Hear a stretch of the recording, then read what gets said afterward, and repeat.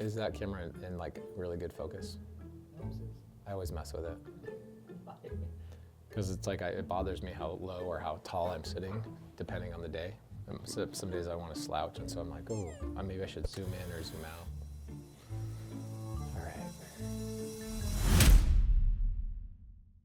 All right, we did a video a couple of weeks ago about 256 units we bought in Springfield, Illinois, and today I'm about to jump on a call with a seller who wants to sell me another 25 units right in the same exact city of Springfield. How did this seller get a hold of me? This seller reached out to me on Instagram and said, hey, I saw your video about your 256 units you bought on seller finance. I've got 25 units that I am willing to sell to you because I'm moving to Mesa, Arizona. Weirdly, that's where I live. And I would like to dump these properties or get rid of them, make it so I don't have to deal with these properties. I said, great. Are you open to creative finance? In fact, here, let's pull up the DM. Always. Pull up the DM. So she says, hi Pace, my name is Pamela and I'm a landlord in Springfield, Illinois. Started following Pace because I moved from Springfield to Mesa, Arizona. My sister, who's from Springfield, moved to Mesa and is the one who got me to move to Mesa and said, hey, you remember the Pace Morby guy I told you about from Triple Digit Flip?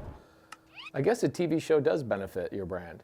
He bought a complex in Springfield. I looked it up and saw Pace live in Springfield at or near Lake Victoria Apartments. Anyways, looking to sell my whole portfolio in Springfield so I can be full-time in Mesa. I'm selling 25 units in Springfield, Illinois for $929,000. I think when I was brand new, I would have seen this number of $929,000. I would have lost my mind. But what I did is I said, hey, are you open to creative finance? I don't really buy anything with cash. And she said, what does that look like? So in today's video, I'm actually gonna send her a Zoom link.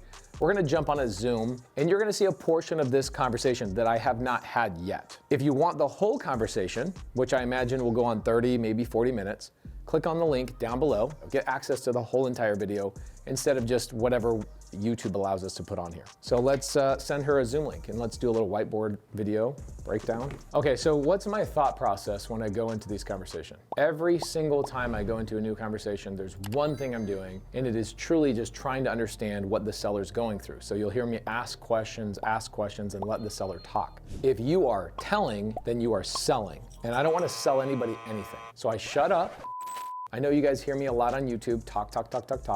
But when I'm in a seller appointment or a seller call or a seller Zoom, like the one we're about to go into, I will not interrupt the seller. I will build rapport with the seller. I will have great conversations and just get to know them. The only thing I'm trying to accomplish is become friends with her and understand her situation and give her advice that will benefit her the most. You'll hear me ask her questions like, why haven't you sold it yet? Why haven't you called a real estate agent? Because contrary to what David Green says on Bigger Pockets, insert clip here. Do you wholesale? And if you wholesale, what their favorite way or your favorite way to market to get leads is? I don't wholesale. I don't do that. I'm not gonna say it's immoral, but in general, I just don't like the model. It's skirting lines of legalities. It is rarely beneficial for the seller of the property. Wholesalers will always tell you that they're working on a deal that's win-win. And sometimes I do think that happens, but the majority of the time, I think that the seller would make a lot more money if they put their house on the MLS where everybody could see the property and other investors would have access to more inventory versus when they just sell it to a buyer's list and a guy like me gets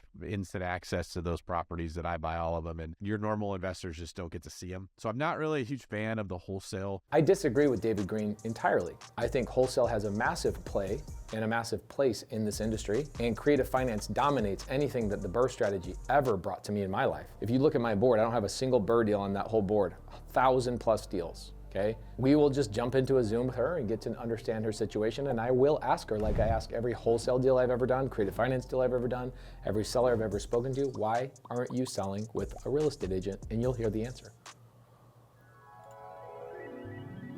Anyway, hopefully you've been armed with the information. I mean, you don't need a lot of information. You have 25 units. You are in the 99th percentile in terms of real estate investors. Very few ever get past 10. You have the information. You shoot me a text. Could be a month, 2 months later. I don't even need you to send anything to me today. Send it to me when your agent doesn't get the job done. And that way you don't have two balls in the air. You feel like, okay, I'm giving all my time and energy to my agent, which I kind of feel like that's probably the way you're leaning. Is that right? Not necessarily. I do have I have one pocket buyer myself and they have several of their own, but I'm still kind of exploring. I'm talking back and forth and kind of negotiating with someone that I know.